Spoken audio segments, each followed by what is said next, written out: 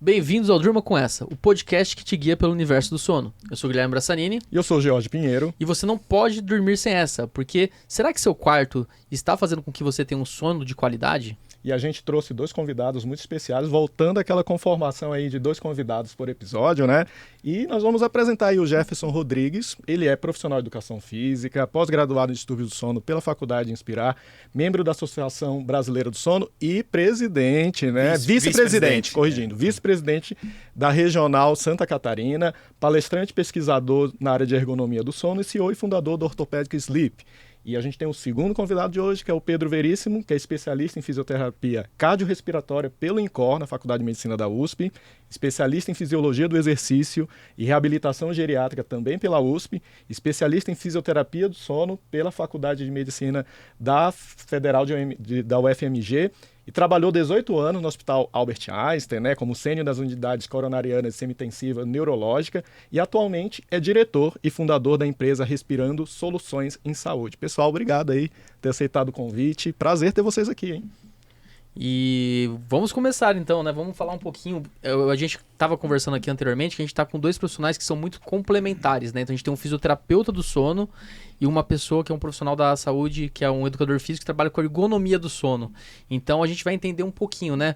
O CPAP é o padrão ouro para tratamento da apneia, todo mundo fala, né? Mas será que colocar o CPAP e dormir de qualquer jeito você vai ter a mesma efetividade que se você tivesse um trabalho de ergonomia do sono junto, né? Será que existem apneias do sono que a gente consegue tratar só com uma ergonomia do sono sem o CPAP? Então eu acho que essa conversa tem muito a render aqui, né, George? Muita coisa para falar, né? A gente sabe que dormir envolve questões comportamentais, biológicas e também ambientais, né?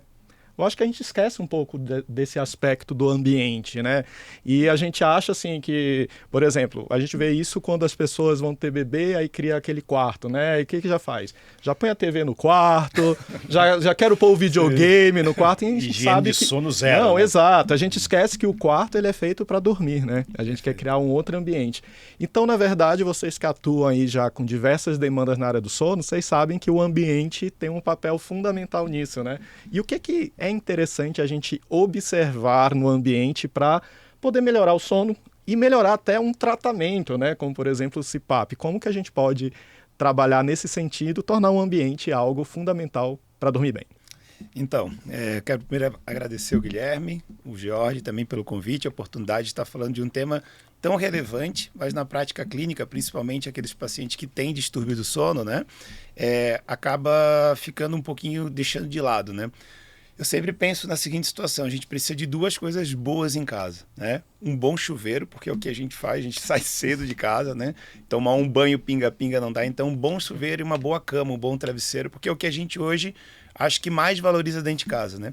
Só que muitas vezes a pessoa vai montar a casa, o que ela deixa por último para comprar o colchão, as outras coisas, se preocupa com um baita de um sofá, eu quero que tenha um baita de ambiente para receber as pessoas, mas no dia a dia a gente precisa ter o conforto, né? Porque essa ambientação, não só a questão do colchão, do travesseiro, mas um ambiente propício, a questão de luminosidade, tudo isso vai implicar de maneira positiva, né? Principalmente naqueles 2 distúrbios mais prevalentes que a gente tem, tanto a questão da insônia quanto também a questão da apneia, né?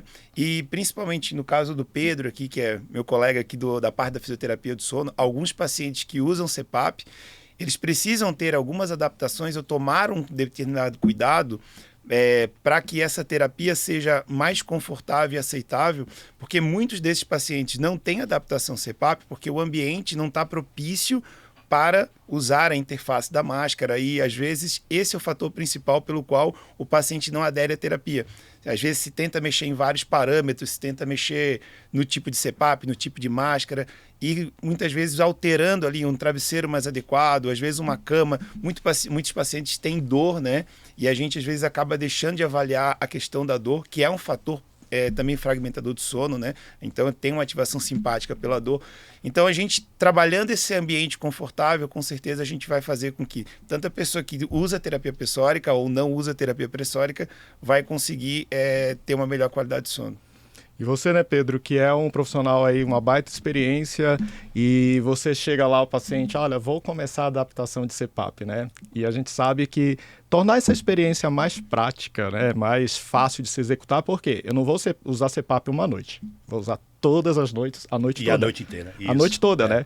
Então, assim, como que você faz nessa abordagem inicial para tornar isso mais prático para o paciente, onde ele coloca, como é que ele guarda, como que ele pode não esquecer de colocar, né? Porque às vezes o paciente tira o CPAP ali, eu vou guardar numa estante lá da sala, né?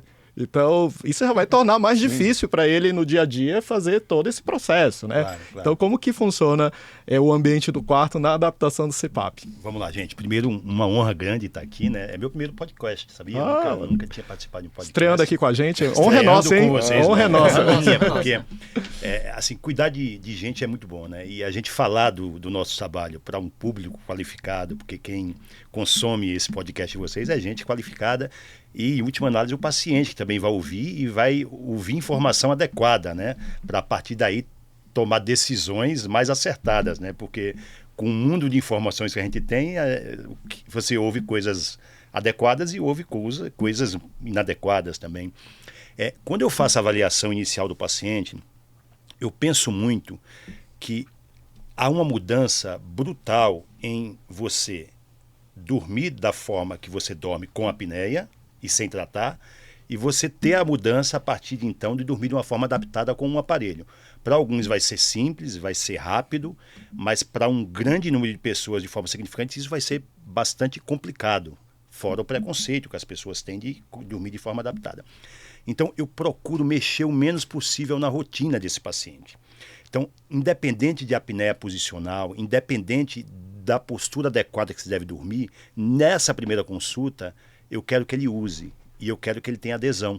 Então eu não mexo. Não importa se ele dorme de ponta cabeça.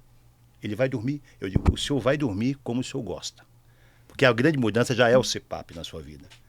A partir do engajamento e da adesão, eu faço as alterações que são pertinentes baseado nos resultados. Então, isso é muito importante, porque é muito impacto para o paciente. Uma coisa que ele falou, o travesseiro. O travesseiro é super importante. Hoje a gente ganhou muito com as máscaras mais leves, né, que dão mais mobilidade, que invadem menos, né, que são muito confortáveis. O contraponto dessas máscaras é o maior risco de deslocamento e o maior risco de vazamento dessa máscara. O travesseiro é um grande vilão para isso. Um travesseiro muito mole, que não dá estabilidade, ele desloca essa máscara. E às vezes isso é um fator que vai atrapalhar a adesão do paciente. Se dá para, na primeira consulta, mudar o travesseiro, ok. Se você sente resistência do paciente, nossa, mas eu vou mudar meu travesseiro, já estou... Não precisa mudar. Vamos observar. De repente não vai mudar nada, o senhor não vai ter problema com o seu travesseiro. E às vezes não, o paciente se mexia muito, deslocava muito, tratou a apneia, começou a se mexer, nada, né, ou quase nada. E aí, o problema, mesmo com um travesseiro não tão adequado, estou falando do ponto de vista de olhar para a máscara e deslocar a máscara. Obviamente, o travesseiro pode estar inadequado do ponto de vista ergonômico e trazer dor, trazer outros aspectos. Então, eu acho que... E exemplificando o que você falou, porque quem não sabe, o Pedro adaptou o CPAP no meu pai. Meu pai, ele dorme com a minha mãe abraçado, Tem né? viés aí, hein? Tem viés. E eles ficam o tempo inteiro abraçados. A grande preocupação do meu pai era não poder dormir com a minha mãe de conchinha. Essa que é a grande realidade. E ele conseguiu adaptar o CPAP com meu pai dormindo de conchinha e minha mãe sem reclamar, viu? Tá, e foi uma adaptação à distância, né? Foi à distância, porque não foi verdade, numa consulta presencial. Os pais moram na Bahia, né? Então foi exatamente. Foi numa consulta por vídeo e deu super certo. Ele tem uma ótima adesão mesmo. Mas isso que você falou, eu acho super importante, porque assim, tudo é novo às vezes na área do sono para o paciente, né? Ele recebeu um diagnóstico de apneia, às vezes ele nem ouviu falar direito o que era a apneia do sono, e aí a gente põe muitas demandas já na primeira consulta. Né? Então, assim, ele está, ainda mais no caso da indicação do CPAP, né? Ele nunca ouviu falar, aí ele tem agora um equipamento que ele precisa higienizar cada peça em determinado período de tempo, usar todas as noites, porque eu posso te monitorar à distância e tudo mais, e aí eu vou acrescentar muitas outras demandas, e isso pode diminuir a adesão. E é lógico, né, que aí o Jefferson está aqui, que eu acho que é o profissional que que observa muito esse fator posicional, mas na verdade, não resumindo ao fator posicional, vamos expandir esse conhecimento para ergonomia, né? O que é esse conceito aí de ergonomia que você é uma pessoa que trouxe isso muito forte para o sono, né? Eu acho que vem muitas vezes essa demanda, que posição eu durmo, que colchão eu compro, a gente vai conversar sobre isso mais adiante, mas o que seria essa ergonomia para quem é de casa aí e não tem muito familiaridade com esse termo? Então, quando a gente pensa, o termo ergonomia está muito voltado a trabalho, né? A gente pensa na ergonomia do trabalho. Como é que o posto de trabalho tem que estar mais adequado para não gerar nenhum tipo de problema para aquela pessoa, para o trabalhador, né? Então vem muito essa parte de posicionamento. E quando a gente pensa nessa questão para o sono, né? Eu vim, na verdade, há 20 anos trabalhando na área de ergonomia, mas na área respiratória faz uns 4 anos, após a pós-graduação que eu fiz em sono, que abriu minha mente e na minha cabeça, antes, todo mundo já sabia, já tinha esse conhecimento, porque para mim era básico que a posição de dormir tem uma interferência direta com a questão do sono, né? E eu vim mais dos ajustes ergonômicos e o principal foco era a dor, né? Eram os pacientes de queixa musculoesquelética, né? E não tinham entendimento respiratório. Quando eu tive a formação, entendendo quais são os mecanismos respiratórios, e fui ver que o quanto que ele está associado à dor e tem essa relação bidirecional, né?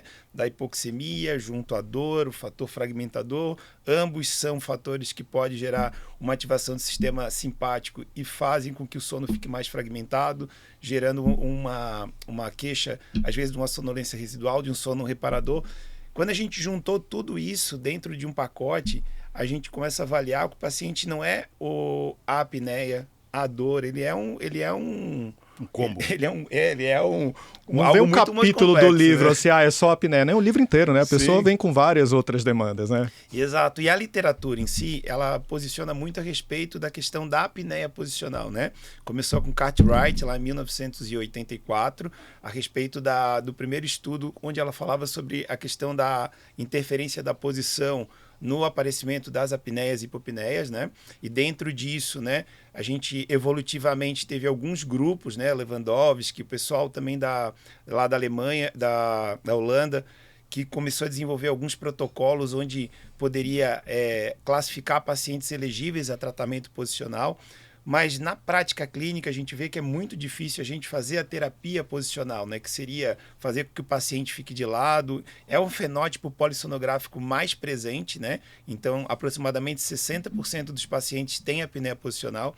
Eu tive a honra de participar agora, acho que tu nem estava sabendo, vai saber agora, através da Cíntia Rosa, uma parceira que é lá de Curitiba. A gente desenvolveu um estudo juntos, né? Ela pegou as polissonografias lá do serviço que ela tem, são 12 mil polissonografias tipo 1, e a gente classificou aqui a prevalência e as características da apneia posicional da população brasileira. Então, esse estudo ele vai impactar em 2 sentidos, né? Ele está em fase de submissão. Um primeiro pelo N, porque o estudo que mais tinha impacto, só para a gente entender, o Epsono avaliou 1.000 e poucos pacientes, né?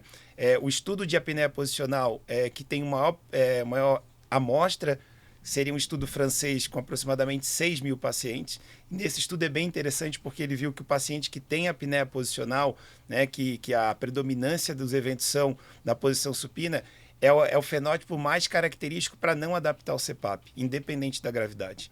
Então, e hoje eu acho que a gente tem que encontrar na prática clínica, né, principalmente vocês médicos, eleger aquele paciente que pode se beneficiar melhor com os ajustes ergonômicos, né? Muitas vezes como um tratamento complementar e algumas vezes dentro de um processo de seleção, até mesmo como tratamento primário. Se a gente for pegar um fenótipo característico que a literatura traz, né, do paciente que é o homem mais jovem, que tem o IMC mais baixo, hoje, dentro desse estudo que a gente fez aqui, a gente viu que as mulheres que têm uma grande resistência, às vezes, a usar o CPAP ou fazer algum outro tipo de tratamento, ele tem um fenótipo da apneia exclusiva posicional, ou seja, né, a gente está usando aqui a métrica do IH. A gente sabe que o IH não é o único parâmetro, mas na linha de corte para fazer a pesquisa, a gente vai classificar os pacientes com apneia exclusiva posicional, aqueles que quando eles estão deitados na posição lateral, supina, eles têm o IH o dobro, né? Então vamos hipoteticamente falar. Então o paciente tem o IH dele total é 15. Então, mas só que quando ele está de barriga para cima, ele fica com 20. Então ele é um paciente que a gente classificaria como moderado, né? Dentro dos critérios de classificação que a gente usa atualmente. Mas quando ele fica de lado, ele tem 2 eventos por hora. Então, teoricamente, a gente vai pensar, se a gente avaliar se ele tem microdespertares, se ele satura e outros parâmetros, se esse paciente predominantemente permanecer à noite numa posição lateral, e quando a gente fala da posição lateral, eu avanço um pouquinho mais, tá? Porque hoje os estudos apontam que mais do que a relação do tronco, a cabeça tem uma relação maior com relação a essa questão da predominância da apneia. Muitas vezes vocês vão laudar algumas situações, você vê o paciente, posição que está marcando, supino. Então o paciente está lá em supino. Vários eventos, uma baita de saturação, do nada desaparece a desaturação. Se o paciente fizer uma lateralização da cabeça... Uma rotação de cabeça, tá? Basicamente é como se ele estivesse de lado. E a posição da cabeça é mais importante do que basicamente a posição do tronco. Da mesma forma que vai ter paciente que está de lado, né? Pô, mas esse cara, ele tem apneia ou ronca em tudo quanto é posição. É muito comum, pela falta, né, dessa reeducação postural, fazer um movimento de flexão do pescoço. Então, eu diminuo meu tônus muscular postural e daí não tenho nada para apoiar, a cabeça cai. Não, ele ronca de tudo quanto é jeito, mas muitas vezes, quando a gente faz esse reajuste postural do paciente, ele diminui a intensidade e a frequência do ronco, né? Quando a gente faz esse trabalho. E eu acredito que a terapia posicional, ou mesmo, né, os ajustes ergonômicos, são muito subestimados hoje no tratamento, e muito vai, né? Eu tenho um trabalho muito forte junto com os fisioterapeutas. O Pedro foi meu aluno num curso de formação lá na área que englobou, né, um módulo que a gente falava sobre ergonomia do sono. E pelo Brasil a gente tem muitos fisioterapeutas hoje que já estão tendo esse olhar diferenciado, e eu acho que vai ser uma coisa bem bacana a gente ter mais uma ferramenta de trabalho como a fono, né, foi uma coisa que surgiu aqui. Eu acredito que essa base da ergonomia, num olhar mais completo, né, não só o paciente tem que ficar de lado, né, e pensar em bolinha de tênis, senta de contenção, pensar que tipo de ajuste que vai ser mais benéfico para aquele paciente, né? E depois, mais à frente, a gente pode conversar sobre isso. Esse estudo que você falou que em relação ao paciente que é supino dependente, ele tem menos adesão a CPAP. Foi o francês ou é esse que vocês estão fazendo agora? Não, foi o francês, porque esse estudo francês, ele teve o seguinte modelo, né? Ele pegou os 6 mil pacientes, ele fez a classificação, ele encontrou resultados muito similares daqueles que a gente fez, tá? Então, hoje, para você entender, o fenótipo da apneia posicional é em torno de 60%, independente da gravidade, mas os pacientes que têm uma gravidade leve, né, ou moderada, têm uma característica mais posicional do que os graves, até porque esses graves vão ter o IMC maior, né? E outra questão, aqui no Brasil, que a gente encontrou um pouco diferente, foi que as mulheres têm uma prevalência maior de apneia explosiva. Tem outros estudos também, mais recentes, que corroboram que o sexo feminino, né, ele também tem essa questão da dependência posicional, né, principalmente como um tratamento primário, né, para muitas mulheres. E outra coisa também que é bem bacana, a gente pensava em apneia para jovem posicional. Mas o idoso que não tem outras comorbidades, ou até mesmo tem uma comorbidade neurológica, tem dificuldade de poder usar o CPAP, tem um estudo que foi desenvolvido na Suíça e foi visto que esse fenótipo da apneia posicional também é presente no idoso também, e a gente vê como uma alternativa de tratamento. E hoje, na prática clínica, eu uso não só a questão da abordagem posicional lateralizada, mas a elevação do tronco também é uma coisa fantástica. Eu tenho desenvolvido produtos e tentado ajustar, mas não é sobre produto que a gente está falando, é sobre uma linha de pensamento clínico, né? Então, se o paciente ele dorme um pouquinho mais inclinado, como aquele paciente que era um paciente que você estava tratando com laser e deu um resultado bacana, só que sempre tem aquele, né, o residual, né? Então, teve um estudo que foi desenvolvido até lá no INCOR, junto com o Fábio, na época da residência, e o Geraldo e o Pedro Gento. O que eu dei uma olhada naquele estudo, né? Uma elevação de 7,5 grau, que é basicamente elevar 15 centímetros a cabeceira, gerou um resultado ali positivo, mas olhando mais a fundo, o que eu vi foi que a repercussão maior foi na hipopneia do que propriamente na apneia. Então, a característica da hipopneia está mais relacionada aos pacientes de síndrome de resistência aérea, está mais relacionado aos pacientes com ronco primário ou apneia leve, que não se satura muito. Então, esse tipo de abordagem, né, e às vezes combinada com uma fonoterapia ou mesmo com laser, né, que eu acho que é um trabalho que, da mesma forma do nosso trabalho, é algo recente, né, e a gente vai precisar de mais estudos corroborando, né, essa prática clínica, mas a gente vê o quanto que isso aí tem um impacto positivo.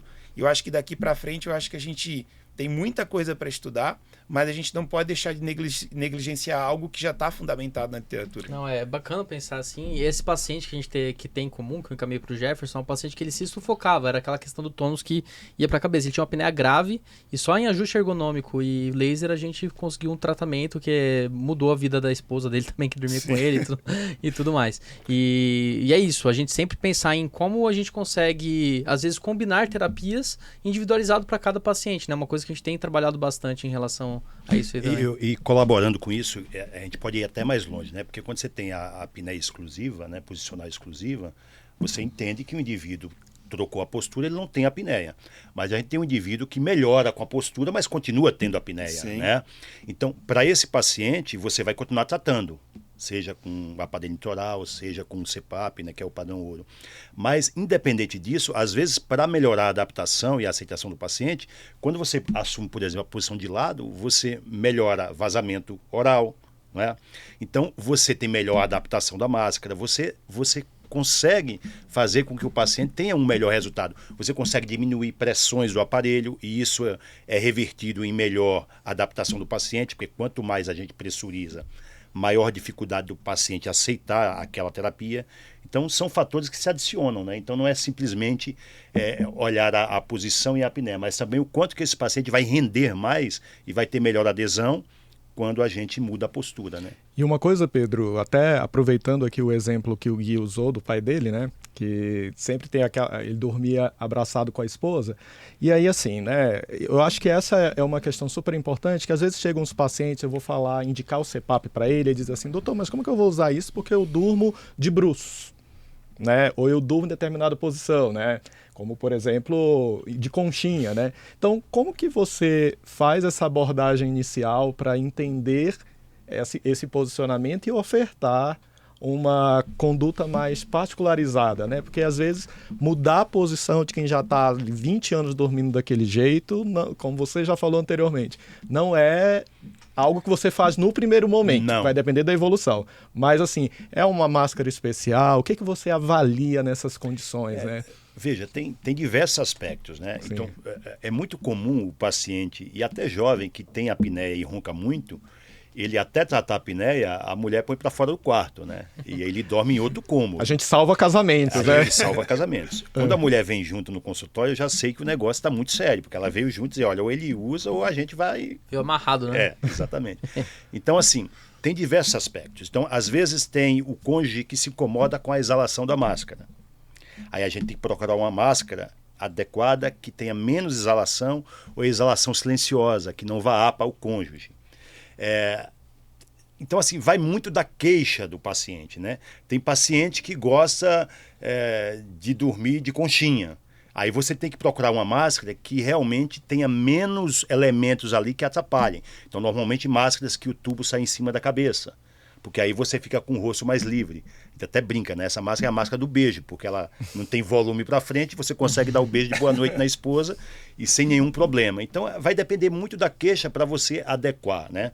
Mas, via de regra, depois que o paciente se adapta e ele para de roncar, e considerando que o aparelho não faz barulho e esteja tudo bem organizado, com a máscara adequada, com a posição adequada, com os parâmetros adequados, o cônjuge agradece, né? E aí fica aquele silêncio no quarto e dá tudo certo. Então... E Jefferson, aproveitando essa questão do sono compartilhado, né? Que eu acho isso também uma questão super importante. Então, assim, deve ser desafiador tratar um paciente, né? Que está lá na sua cama, achar a posição ideal, colchão, travesseiro, mas o casal é mais desafiador ainda, né? Porque Sim. Você tem duas pessoas e nós aqui brasileiros, nós que moramos na América Central, América do Sul, a gente gente tem essa questão do dormir junto, né? O casal dormir junto, isso é cultural nosso. E aí você tem um paciente lá que tem uma condição e às vezes o parceiro ou parceira tem outra condição, né? E aí você tem que achar algo em comum ali para as duas. Como que a gente pode lidar nessas condições? Quando a gente é chamado para poder avaliar e fazer esse trabalho posicional com o paciente, eu sempre faço com quem dorme, independente do que for, porque são duas pessoas que dormem na cama, tu dorme com teu filho, dorme com o namorado, dorme com a esposa, eu preciso entender esse ambiente, porque eu não posso melhorar o ambiente para um e piorar para o outro, né? E também eu preciso muito das informações do que acontece realmente, porque o paciente, quando está dormindo, ele não sabe o que ele está fazendo. Então, muitas vezes o paciente, eu durmo de lado. Então, eu tenho algumas metodologias para monitorar o paciente, né? Às vezes eu uso aplicativos. Hoje eu já faço monitoramento com própria câmera, né? E é muito bacana porque o paciente, ele fala, eu não fico de barriga para cima, não fico de barriga para cima. E daí você vai lá ver e vai monitorar 60% da noite ou 70% da noite e ele está de barriga para cima. Ele está numa posição provocativa para desenvolver, mas ele não acredita. Quando ele olha, ele vê, o aplicativo ele vê, e daí ele assim, opa, então eu vou precisar ajustar para tal. Mas quando a gente faz uma abordagem ambiental, né, e falando principalmente do colchão, né, então às vezes a gente tem uma disparidade bem grande de biotipo, né, então tem um paciente que tem 120 quilos, 1,80 m, mulher 40 quilos, 1,50 m. Como é que a gente vai fazer com que esse ambiente se torne propício, né? Geralmente, quando tem uma disparidade muito grande de biotipo, hoje, dentro da proposta que eu já uso há mais de 15 anos, eu sugiro, faço a prescrição de uma individualização da cama, né? A mesma cama, a cada lado a gente consegue hoje fazer com que tenha uma densidade própria, né? Isso por questões de biotipo, por questões de preferência, porque tem gente que gosta de dormir no colchão mais firme, outro gosta de dormir no colchão mais macio. Então a gente precisa levar isso em consideração também. E numa terceira situação, tem gente que tem uma prótese no quadril, tem uma lesão grave de ombro e precisa dormir lateralizado, mas enquanto isso o outro tem uma queixa muito grande de dor na coluna, e se daí a gente botar uma espuma muito macia, o cara já sente desconforto e desalinha. Então a gente hoje, assim como todo trabalho, buscar a personalização, e quando tem o casal ali ou a questão de uma cama compartilhada com alguém, a gente tenta fazer o trabalho de ajudar aquele que precisa sem atrapalhar o outro companheiro. Assim, a gente pensa na ergonomia do trabalho, como você trouxe essa questão, né? E a gente passa 8 horas ali no trabalho, ou às vezes mais, depende de cada tipo de função. Mas o sono também ali, 8 horas de cama, né? E a gente sabe, por exemplo, tem alguns estudos que falam sobre essa questão da posição. Queira ou não queira, nós estamos ali numa posição deitado, independente de qual seja, 8 horas do tempo, né? Então, assim, é desafiador a gente pensar nisso tudo, porque, por exemplo, quando a gente fala da apneia posicional, né, e a gente também tem uma questão não só da frequência dos eventos, mas alguns pacientes, eles vão ter alteração da oxigenação muito maior nessa posição, né? Não só mais eventos, mas também a oxigenação vai mexer muito, né? E é bastante preocupante, porque às vezes a gente tem alguns colegas médicos que ficam inseguros de, será que só a posição vai realmente corrigir isso, né? E em muitos casos corrige completamente. Sim. A gente tendo uma posição adequada, né? Então, assim, vou perguntar isso para os dois, né? Como que essa questão da oxigenação, assim, como vocês enxergam isso tudo? O Pedro, que está ali nessa linha de frente do CPAP, né? Como que você monitora esse paciente que está com o CPAP e, às vezes, pelo relatório está tudo certo, né? Está controlando as apneias, mas, às vezes, tem algum tipo de dessaturação, seja uma dessaturação mais crônica, alguma coisa assim. E você, Jefferson, que está aí firme nesse propósito de trabalhar na ergonomia do sono, sendo bastante pioneiro o seu trabalho, né? Como que você enxerga essa importância da ergonomia do sono nesse controle da saturação também, que é um ponto crítico de eventos cardiovasculares e metabólicos? Eu vou começar aqui com o Pedro e em seguida você já complementa. Perfeito. Veja bem, no tratamento de CPAP, a gente sabe que o aparelho ele te dá o denominador que a gente quer saber, que é o índice de apneia e hipopneia, né?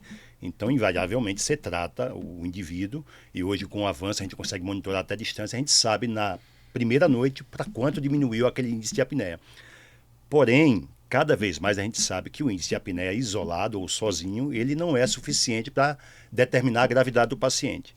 E pensando em índice prognóstico, em relação com prognóstico cardiovascular, a gente sabe que a hipoxemia e o índice de desoxigenação tem sido mais assertivo em prever quem é mais grave ou quem tem mais chance de morrer, né? Então, assim, não dá para tratar o paciente e apenas olhar o relatório do aparelho ou simplesmente o relato do paciente.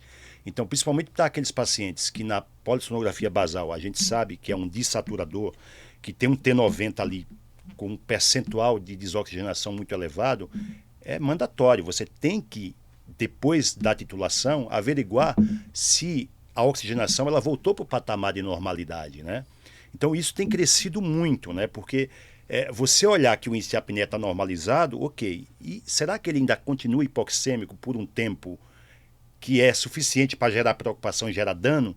Porque que ele vai melhorar com o CPAP? Vai, porque o CPAP originalmente ele já é usado, né, para outras condições que não a apneia e vai melhorar a troca gasosa, vai melhorar a capacidade residual funcional, então vai melhorar a hipoxemia. Melhorar a hipoxemia não significa que você eliminou a hipoxemia. Então a gente faz uma contraprova com oximetria noturna, né? No padrão da máscara que o indivíduo usa, na posição que ele usa, mimetizando realmente a situação dele do dia a dia.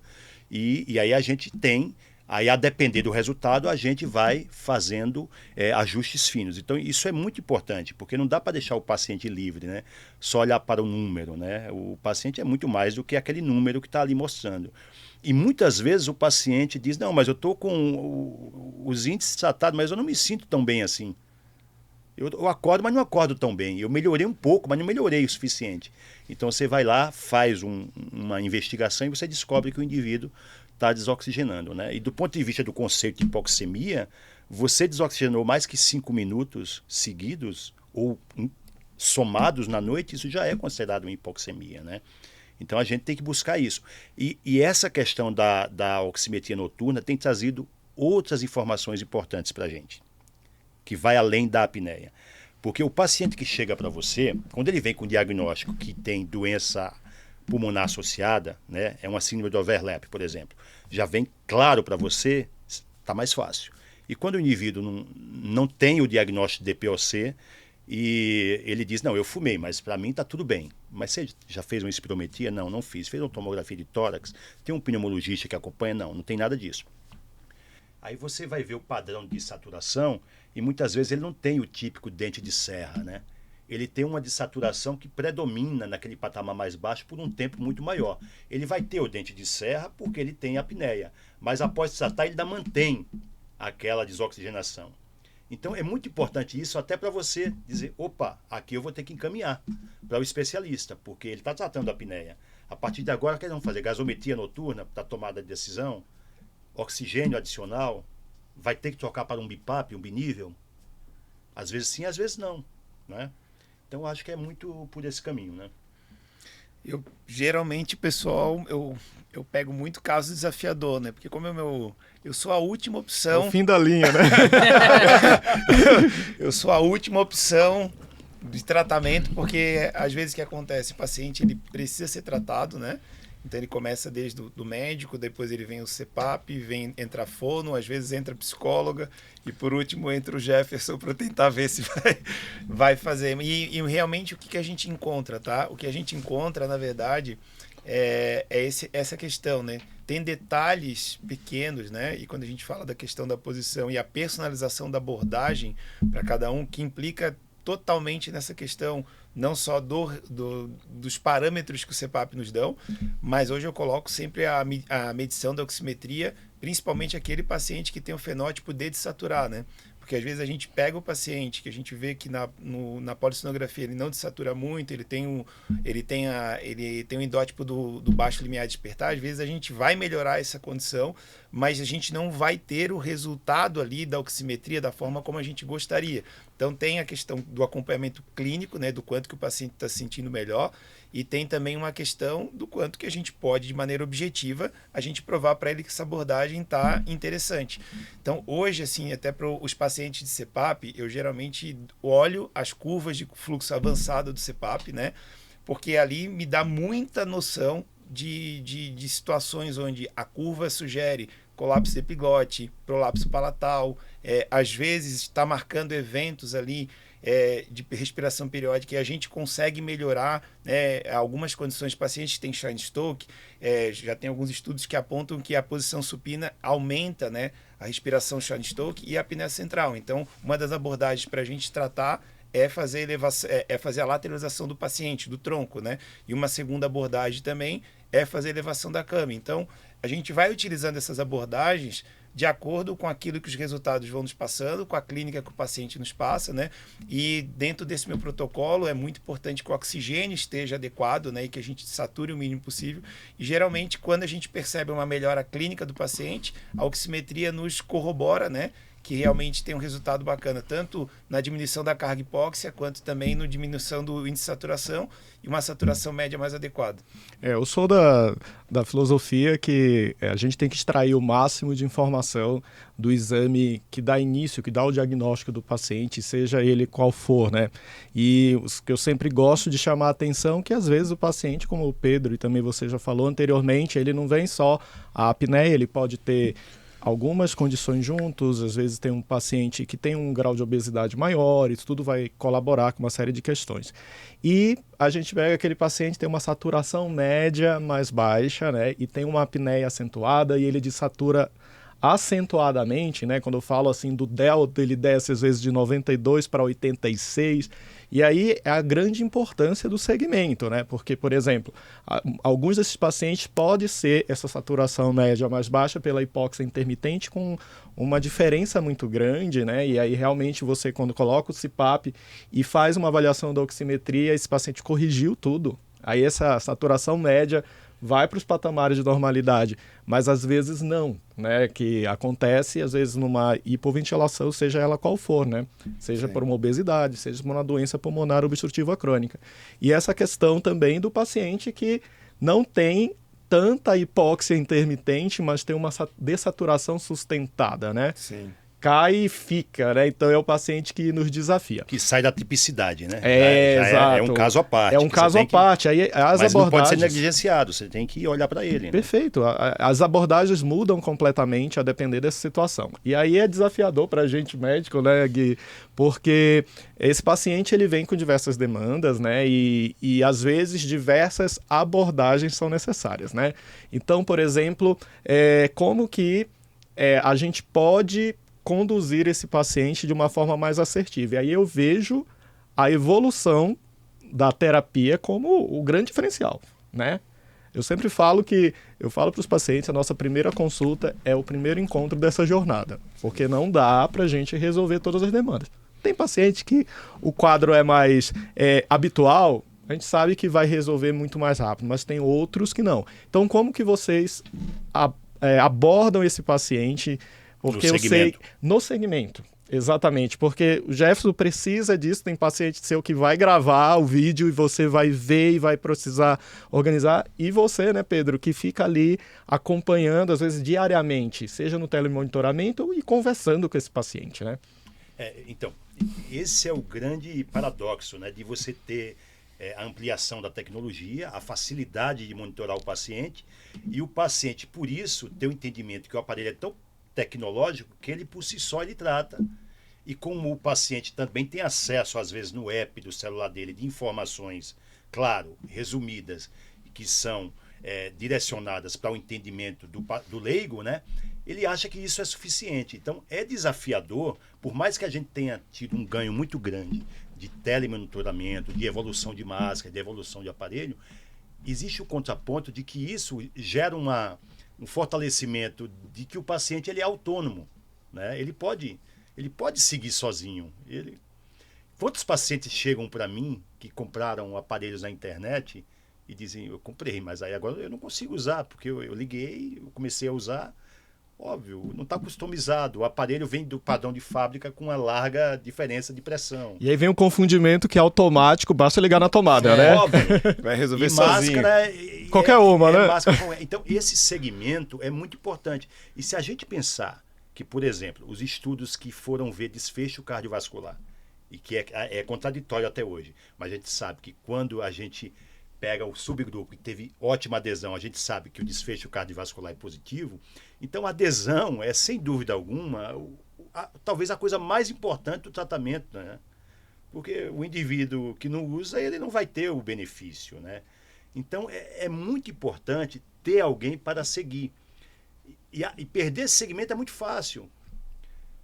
Porque depende do teu volume, depende do esforço de como você faz a sistematização disso, mas depende também da vontade do paciente, né?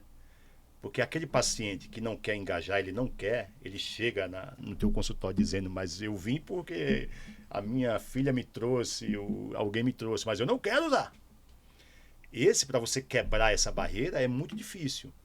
Se ele é sonolento, se ele é um indivíduo que tem muita queixa e ele começa a ter benefício, é mais fácil. E para aquele indivíduo que não tem queixa, que a gente tem, independente de IH, independente de gravidade, tem pacientes que têm índice de apneia altíssimo e não tem queixa. Acha que dorme bem, inclusive. Provar para ele que ele tem que usar, eu faço sempre uma analogia, dizendo, o senhor tem colesterol alto? Tem. Como você descobriu? Eu fiz o exame e deu alto, sim. O senhor toma estatina? Toma. E agora, como é que tá? Tá baixo. Mudou alguma coisa na sua vida? Não. E o senhor deixou de tomar o remédio? Não. Por quê? Porque senão faz mal pro coração. CPAP é a mesma coisa. Faz mal pro seu coração se o senhor não tratar. Se o senhor não tem queixa, sorte sua. Pode ser que o senhor tenha se o senhor não tratar daqui a um tempo. Então, acho que existe... Essa conversa aí que precisa, essa né? Conversa e existe esses riscos, né? Do paciente se sentir autônomo, querer fazer as coisas por conta própria. Você me dá um parênteses para eu falar de uma história que me chamou muita atenção uma vez. Eu fui chamado lá no início, que eu estava começando, eu estava no Einstein ainda, eu fui fazer uma avaliação, saí do plantão do Einstein, fazer uma avaliação externa. E era um neurologista amigo meu, disse, olha, eu tenho um paciente que tem um CPAP e ele não consegue usar. E era um senhor de meia idade que tinha uma vida super estressante, sabe que está ouvindo aqui? Tá certo. Que ele trabalhava na Bolsa de Valores, enfim. Eu cheguei lá e pedi para ele mostrar o aparelho, ele mostrou a máscara. Eu já fiquei meio assustado, fiquei esperando, né? Ele dizia, por que o senhor não consegue usar? Como é que o senhor faz? Ele disse, eu ligo aqui, eu conecto aqui, e como é que você põe a máscara? Aí ele pôs. Eu disse, e por que o senhor não consegue usar? Porque me sufoca. E o que é que o senhor faz? Porque ele estava tentando há um mês. Tentou até bastante tempo, né? Porque tem gente que desiste em semana. Porque eu afrouxava a máscara inteira. Moral da história. Ele comprou um aparelho pela internet e é o menor dos problemas, porque o aparelho, por pior que ele seja, a gente consegue trabalhar. Mas a máscara é uma máscara não reinalante, que não tinha válvula exalatória. Era uma máscara facial que não tinha exalação. Que para quem trabalhou com Covid na época, sabe que aquela máscara foi muito importante. Então ele punha no rosto, não tinha por onde exalar, o que salvava ele é que instintivamente ele afrouxava, e ele disse, mas vaza muito. Então o que salvou ele foi que ele afrouxou a máscara. Se ele tivesse insistido, ele podia ter tido pneumotórax, enfim.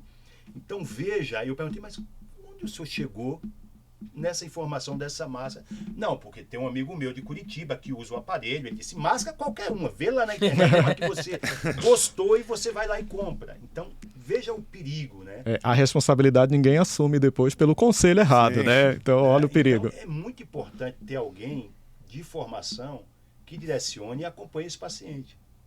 Para direcionar não só a máscara, mas a programação, mas todo o segmento que a gente citou, para ver os resultados. Não dá para confiar simplesmente nos relatórios. Tem um outro caso que também é muito interessante. Uma paciente que a gente acompanhava, ela usava uma pressão de CPAP alta, ali em torno de 14, 15. De uma hora para outra, ela começou a apresentar muitas apneias. E no relatório, vinha ali um índice de apneia elevado, quase 30, as custas de apneia obstrutiva, supostamente. Caramba. Ela oscilava de peso, tinha essência cardíaca junto, mas não batia muito. Caramba, não dá para...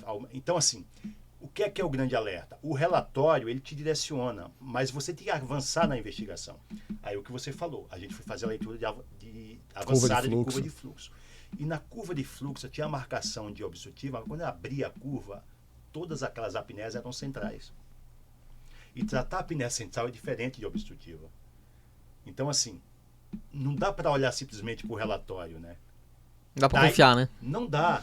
Não, ele é um norte. Ele é um norte. Ele é um norte, ele não é é um norte. o... Mas num caso como esse, ele é um norte, ele dá certo para a grande maioria das Mas não bate com a clínica. Mas não bate com a Nenhum clínica. algoritmo é 100% Nada. perfeito, Porque o né? algoritmo, o que é que ele vai entender? O que é que acontece? Invariavelmente, a apneia central pela ausência de fluxo, uma hora essa via aérea vai colabar. E aí, a depender de quanto tempo demora isso, o algoritmo pode entender que é obstrutivo. E se você não tiver esse conhecimento, você vai tratar como obstrutiva. E tua abordagem é outra, é diferente. Vocês são craques nisso, vocês sabem disso. Então, acho que vale esse alerta aí. E como que você faz esse segmento? Porque eu acho que também tem isso, né, Jefferson? Você não consegue, às vezes, numa só... Como é o bom profissional, ele é assim, ele casa também com esse paciente e a evolução é que vai determinar muitas mudanças nesse percurso, nessa rota, né? Muita gente me procura perguntando assim, ó, eu quero que você me dê arruma um travesseiro para mim, me arruma um colchão. Eu disse, não, mas beleza. Se tem alguma queixa, tem alguma coisa, mas tu quer um colchão para quê? Não, é que eu sinto muita dor na coluna, tal. Então como é que eu vou? Não tem um colchão milagroso que tira a dor na coluna, não tem um travesseiro milagroso que faz a pessoa parar de roncar, não tem um travesseiro que vai fazer com que a pessoa deixe de tirar ter uma dor muito forte ao acordar. Então a gente tem que entender o que está causando isso, né? Então geralmente eu passo, se a pessoa quiser comprar um material, ela fica à vontade, ela compra o que ela quiser, né? Eu até posso indicar as características, né, do que um bom travesseiro precisa, né? Precisa ter um suporte para a tua cabeça, um conforto ao toque, algo que dê um alinhamento e deixe a cervical neutra, tudo isso eu vou dar orientações para a pessoa. Mas para fazer um trabalho de ergonomia, ele é um trabalho, assim como a adaptação do CPAP, tem protocolos, tem toda uma avaliação inicial e a gente tem todo um caminho, e isso é o que eu acho que é o grande segredo, que o fato de o paciente entender que é uma jornada, não é apenas uma abordagem que vai resolver. E daí, quando é a queixa de ronco, geralmente esse paciente ele engaja com os aplicativos, né? Pode ser o Snorlab ou mesmo o teste do ronco do Biologix, algo nesse sentido. Eu gosto que ele engaja e ele vai entendendo, e eu tenho também dados objetivos que a minha abordagem vai dando ou não resultado de acordo com o feedback que ele vai me passar e também, né, de acordo com aquilo que está se conduzindo. Então, porque geralmente o paciente ele não resolve com uma única abordagem posicional. São múltiplas abordagens. A gente precisa ir indo e não adianta fazer também tudo de uma vez só, né? Ó, vou levar a cama, vou botar de lado, vou trocar o travesseiro, trocar a cama. Porque você tem que ir aos poucos, né? E eu acho que mais do que o CPAP ser o melhor CPAP, ou ter a melhor cama, o melhor travesseiro, é o entendimento clínico do profissional para poder fazer essas adaptações. Eu atendo paciente hoje no mundo todo, né? E eu não tenho como mandar um travesseiro adequado para o cara, mas eu consigo orientar e muitas vezes adaptar o que ele tem de melhor em casa e a gente consegue resultados fantásticos mesmo sem alterações de produto, seja colchão, travesseiro. Para elevar a cama, pô, você tem uma cunha, consegue mandar a cunha? Não, a gente vai fazer primeiro uma titulação com o edredom. Eu vou elevar até um determinado momento que a gente consiga ter um resultado terapêutico positivo, aí depois a gente vai desenvolver esse material. E me fala uma coisa, né? Eu sei que a gente está falando aqui de pacientes que têm diagnóstico de transtornos do sono, seja apneia, seja insônia, alguma coisa assim, ou outro transtorno ortopédico que cause dor, tudo. Mas a pessoa que não tem uma condição diagnosticada ou não tem queixas, né? E ele gostaria de saber, assim, olha, que travesseiro, né, Gui? Eu posso comprar? Que colchão? Tem algum? Você falou de características gerais. Eu sei que o seu trabalho ele preconiza a particularização e entender cada caso. Mas vou ali comprar um travesseiro hoje. Vou comprar um colchão. Que de básico ele precisaria ter? Tá, eu vou falar isso baseado na literatura, porque a literatura hoje, tanto para colchão quanto para travesseiro, tudo que tem de revisão sistemática chega à conclusão que não existe nem um travesseiro ideal e nem um colchão ideal para todo mundo, né? E tem algumas pesquisas que foram feitas mais enviesadas, né, para poder pegar determinadas características e fenótipos, vai encontrar, claro, um resultado positivo. Mas, no geral, assim, ó, travesseiro, eu preciso colocar a cabeça no travesseiro e primeiro definir minha posição de dormir. Se eu durmo de barriga para cima, não pode ser um travesseiro muito resistente ou muito alto. Por quê? Porque eu vou fazer uma flexão do pescoço e vou forçar a minha cabeça. Então, se eu durmo de bruxo, tem que ser um travesseiro também mais fino para evitar esse movimento de hiperextensão e dar mais conforto. Se eu durmo lateralizado e penso numa posição mais lateral, eu preciso fazer duas coisas. Esse travesseiro não pode afundar, ele tem que dar o suporte necessário para a minha cabeça. Num segundo momento, ajustar a altura ideal. Então, muitas vezes eu tenho um travesseiro em casa que eu gosto, mas dá vontade de botar a mão embaixo. Ao invés de botar a mão embaixo do travesseiro, você pode pegar uma toalha, alguma coisa, preencher esse espaço e daí você já vai ver que vai diminuir a pressão do pescoço. Ou então até o que eu faço hoje para titular travesseiro é bota para cima, bota para baixo e vamos encontrar o meio, tá? Então geralmente eu deixo o travesseiro mais baixo, depois eu elevo acima do nível que é necessário para encontrar um ponto onde esse paciente ele consiga ter o resultado. Então esse teste pode ser feito em casa por vocês, qualquer pessoa pode fazer, mas evitar travesseiro, geralmente o que acontece? O cara compra uma camiseta de 300, 400, 500 reais e um travesseiro ele quer gastar 50 reais, passar ali no supermercado e pegar um travesseiro. Quer que dure 5 anos, né? Quer que dure o máximo possível, né? Aí o ácaro, fungo, bactéria, o cara não tem problema nenhum. A lavagem, como foi feito anteriormente lá comentado, muitas afecções alérgicas são por causa disso. Eu tenho um amigo que tem o mesmo colchão desde a época da faculdade. Tem noção disso? Sim. Como que a pessoa tem 15 anos no É colchão? uma questão de saúde E pública. ele não Não, se tem queixa como. de dor. Não se queixa, Não, é relaxado esqueci também, né? nada. Não, tem o corpo dele já formado ali no Indivíduo colchão, relaxado. né? É um molde. Já tá moldado ali, né? E colchão é uma coisa muito particular, né? Quem tem lombalgia, né, que é uma coisa que é muito comum mais no homem, o homem ele tem a característica, né, no geral, passou fase adulta, hoje até jovem já, a dor é mais concentrada na lombar. Geralmente o homem se sente melhor num colchão um pouco mais firme. E a literatura coloca ali para lombalgia um colchão de médio para firme, uma estrutura mais adequada, né? Independente se é de mola, se é de espuma, se é híbrido, se vem numa caixa ou é comprado, independente do que for esse colchão, tem que dar sustentação. Mas, ao mesmo tempo, ele não pode ser muito rígido, porque a rigidez do colchão pode gerar pressão, né, periférica e fazer com que eu tenha mais movimentação. Tem até um único estudo na literatura que passou a diferença de uma pessoa dormir num colchão que ele dito como confortável e o outro como desconfortável. E nesse estudo apresentou que quando a pessoa, né, dormia no colchão confortável, a gente está falando de pessoas normais, não pacientes, tá? Com nenhum tipo de distúrbio. Ele tinha mais N3, ele tinha mais sono REM, ele tinha menos fragmentação e menos movimentação. E ele apresentava uma percepção de descansar melhor. E no colchão desconfortável, sono mais fragmentado, mais movimentação, menos estágios de onda de sono, né? N3 e REM. E isso impacta positivamente, porque se a gente for perceber, a gente vai viajar, sai do nosso ambiente. Se a gente até se ambientar nesse novo local, às vezes a gente leva um certo tempo para voltar a dormir bem como a gente dorme em casa, porque é um outro ambiente, a gente já está habituado. E aqueles lugares que tem, assim, o pessoal fala, nossa, o colchão parece que eu tô nas nuvens, que é com pillow, né? O que você acha do pillow? Não, eu não tenho nem nada contra e nem nada a favor a pessoa dormir num colchão que parece uma nuvem. Só que a gente vai pensar que muitas vezes a pessoa tem uma experiência, ela foi viajar, tem toda uma situação que foge do ambiente dela. Então ela está menos estressada, às vezes ela tem um maior tempo de sono, ela tem uma situação que ela fica 2, 3 noites naquele ambiente e todo o fator emocional daquele ambiente vai gerar uma percepção, de férias, né? vai gerar uma percepção, né, como o turismo do sono, né? Vou lá, toda aquela rotina do turismo do sono, se eu colocasse no dia a dia, possivelmente até uma melhora da qualidade do sono, né? Então não adianta ter um colchão maravilhoso ou ter um pillow tal, e não é o pillow que vai fazer diferença, né? Mas até porque muitas vezes tu consegue fazer um pillow gostoso tal, cara, que gostoso é muito subjetivo. Eu gosto de café sem açúcar, o outro gosta de café melado.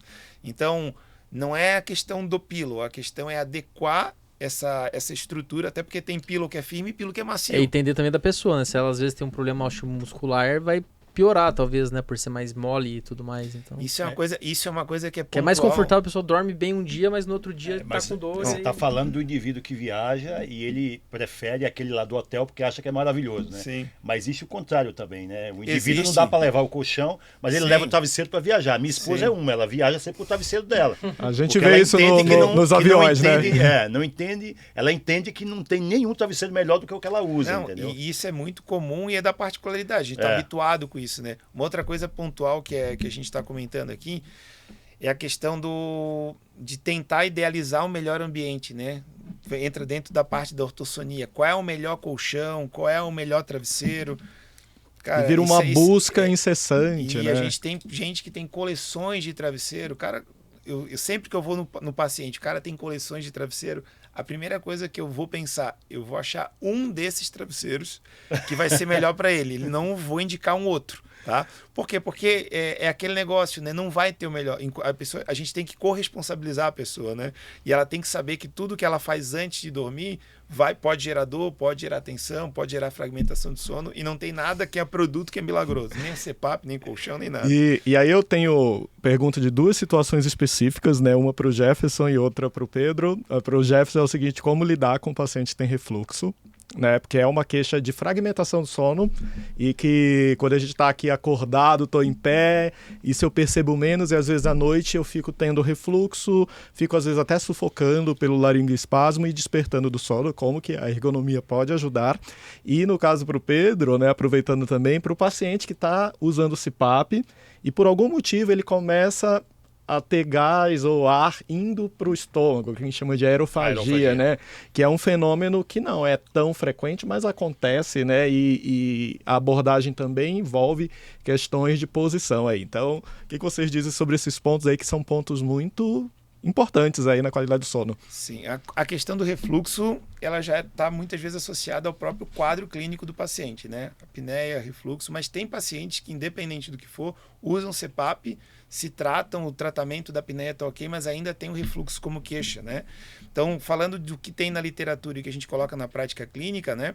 A gente tenta fazer uma reeducação para esse paciente dormir mais lateralizado para o lado esquerdo, né?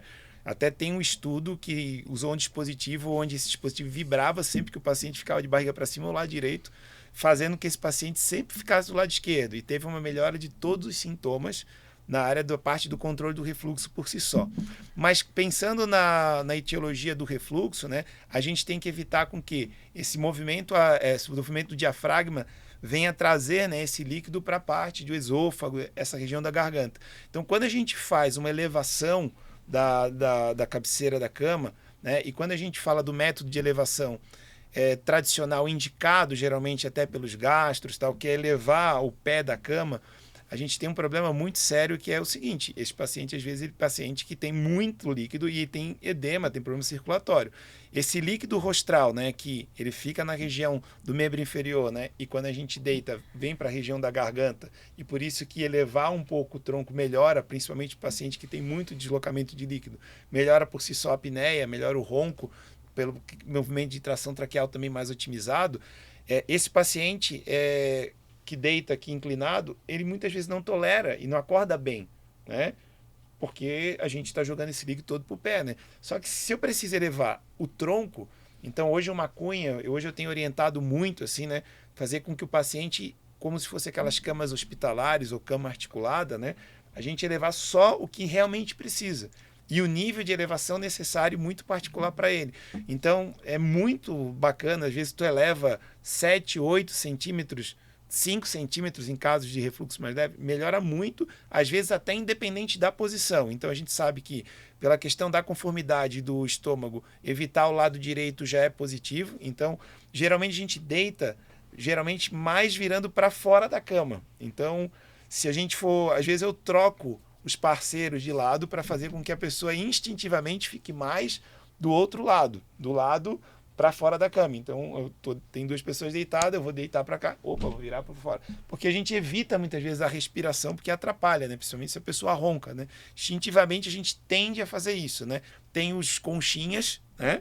Mas tem também a grande maioria não dorme em concha. A grande maioria, cada um dorme no seu lado. E falando do aspecto do sono, né? Até tamanho de cama, que é uma coisa que muitas vezes as pessoas perguntam, né? Eu acho que durante o momento pré-cama, quanto mais próximo, melhor. Mas pensando no ambiente, sono, qualquer movimentação do parceiro tende a fragmentar o sono, seja uma respiração, seja um movimento. E muitas vezes a pessoa fica tensa, não dorme direito, porque é uma cama muito pequena, para duas pessoas muito grandes, uma esbarra da outra, o braço vai para lá, então a pessoa já fica preocupado em não querer acordar o outro companheiro, né? Então, quanto maior essa cama ela tem, se eu tenho condição de botar uma cama king no quarto, cara, coloca. Mas eu quero dormir em conchinha. Dorme em conchinha, se encontra no meio, vai dormir, em determinado momento quer seu espaço, cada um vai pro seu canto. Não sei se eu respondi a pergunta. Não, era isso mesmo, né? E a aerofagia também é uma coisa que acontece. Como que você lida com isso? Veja bem, a aerofagia é um dilema, né? Ainda bem que não é muito frequente, mas pensando nesse perfil de paciente que vai ter refluxo, né? A gente pensar no paciente perfil típico apneico obeso, né? Ele já é um paciente de maior potencial, maior frequência de refluxo, né? Além da gente olhar, obviamente, se ele está, do ponto de vista medicamentoso, coberto, se ele está bem orientado pelo gás, se ele tem as orientações educacionais de ter o tempo adequado de se alimentar antes de dormir, com aquele tempo necessário, né? O posicionamento que ele bem citou. Quando eu penso em aerofagia, aí a gente tem alguns aspectos que a gente pode pensar, né? A gente pode diminuir pressão até isso se resolver, né? A máscara, a gente evita sempre máscara facial para tratar a apneia, né? Mas isso também, se a gente pensar nesse quadro, é um quadro que a gente vai evitar ainda mais, né? Posicionamento e naquele paciente que você fez todas as ferramentas, usou a máscara adequada. E máscara é uma coisa que às vezes é tentativa e erro. É muito comum no consultório você pôr, e aí eu deito o paciente na posição que ele dorme, aí eu mando ele virar para um lado, e ele tem desvio de septo, por exemplo. Às vezes ele vira para um lado e a narina fecha. E se a máscara for, por exemplo, uma almofada nasal, muitas vezes ela não dá sustentação para a asa do nariz e quando ele deita, ele se incomoda. Quando ele deita de lado. Aí ele não quer usar aquela máscara, porque quando ele deita de lado, ele sente dificuldade de respirar. Aí às vezes, por exemplo, uma pillow dá mais sustentação e ele respira melhor e ele consegue se virar melhor. Vai para todo mundo essa informação, essa orientação? Não. Vai para aqueles que quando você testa dá certo e ele se sente bem. E às vezes ele precisa dormir algumas noites com aquele dispositivo para você descobrir se deu certo. Então tem todos esses aspectos, né, que você tem que olhar. Se após a gente olhar esses aspectos, esse paciente ainda continua, às vezes encaminhar para uma fonoaudióloga para também fazer toda essa parte de selamento de boca, melhorar o aspecto de fechamento da cavidade oral para dormir, também vai auxiliar. Eu acho que o grande desafio aqui que fica claro é que a abordagem multidisciplinar ela tem uma ação muito mais objetiva e eficaz. Você saber, né? que tem outros caminhos, Exato. né? Pessoal, que conversa sensacional. Acho que foi dentro de um assunto pouco falado, né? Foi. E eu acho muito necessário sobre isso. É importante, como tem muitos profissionais vendo a gente, né? E não que estejam errados inicialmente, mas eu acho que se eles estão aqui é porque querem aprender o a mais e a gente entender que não é CPAP para todo mundo, não é ergonomia para todo mundo, não é cirurgia para todo mundo, não é laser para todo mundo. Eu acho que o mais importante é a individualização do tratamento, o entendimento de uma gravidade além de um simples número do índice de apneia e hipopneia, ver então carga hipoxêmica, quanto que desatura, quanto que fragmenta esse sono, quanto que o paciente clinicamente se mostra ali, de fato, clinicamente com os aspectos da doença. E a gente tentar entender também que talvez o plano A não vai ser o plano que o paciente de fato vai seguir. E talvez desenhar muito bem isso para o paciente, mostrando que caso ele falhe no CPAP, ele tem algumas alternativas para pelo menos minimizar a doença, né? Isso eu acho que faz com que ele tenha uma visão diferente de como a gente vai conduzir esse tratamento. E a interdisciplinaridade nisso daí, ela vem de uma forma muito importante para que de fato o paciente saia, no final das contas, tratado, né, sem apneia do sono. E foi um bate-papo muito rico aí. E agora a gente vai chegar no momento surpresa, que é uma pergunta do Gui, vou fazer uma pergunta para cada um. Mas antes disso... mas antes disso, eu queria só que, assim, muita gente vai ouvir, pacientes e profissionais, e querem conhecer o trabalho de vocês, né? Então, onde pode encontrar vocês de uma forma mais fácil? Jefferson, como as pessoas te encontram? Então a gente tem um Instagram que é Jeff Personal Sleep, né, que é o profissional que vai abordar essa parte de posicionamento e a ergonomia do sono. Eu tenho um site também que é www.ergonomiadosono.com.br. Ali principalmente os profissionais da saúde ou próprios pacientes, eles vão conseguir entender quais são as abordagens pelo qual a ergonomia do sono pode ajudar aqueles pacientes ou mesmo o profissional para entender, essa queixa aqui, esse aqui eu acho que eu precisaria do paciente, uma prescrição de um travesseiro, um acompanhamento e vai explicar ali um pouco como é que funciona o nosso trabalho, tá? Perfeito. E Pedro, onde as pessoas te encontram? Onde me encontram? É fácil, né? Veja bem, a minha empresa e o consultório está ali bem no começo da Avenida Paulista, né? Ao lado do Hospital do Coração. Então, ali eu tenho a parte comercial, eu tenho a parte toda de adaptação e todo acompanhamento clínico, né? Então, vocês podem me encontrar no Instagram, no meu P. Veríssimo Neto, @ né? E eu também tenho o respirando.solutions e eu tenho o site também, respirando.br, né? Eu acho que a gente está acabando, né? Eu acho que como uma mensagem final, Opa, mas ele... Não posso. Calma, Posso? Tem pergunta. É pegadinha. Tem a pergunta, então... Eu já ia vamos... me despedir. Porque senão você tem que pensar em duas. Então eu vou deixar agora o momento do Gui. Gui, vai lá. Mas daí você já começa, então. Tá bom. Então, assim, cada um vai falar, tá? Se você tiver uma mensagem final pra quem tá nos assistindo aqui, ouvindo, que a pessoa não pode dormir sem essa. Aí é a mensagem final. A pessoa não pode dormir, independente do problema que ela tenha, sem procurar o profissional qualificado e que entenda do assunto.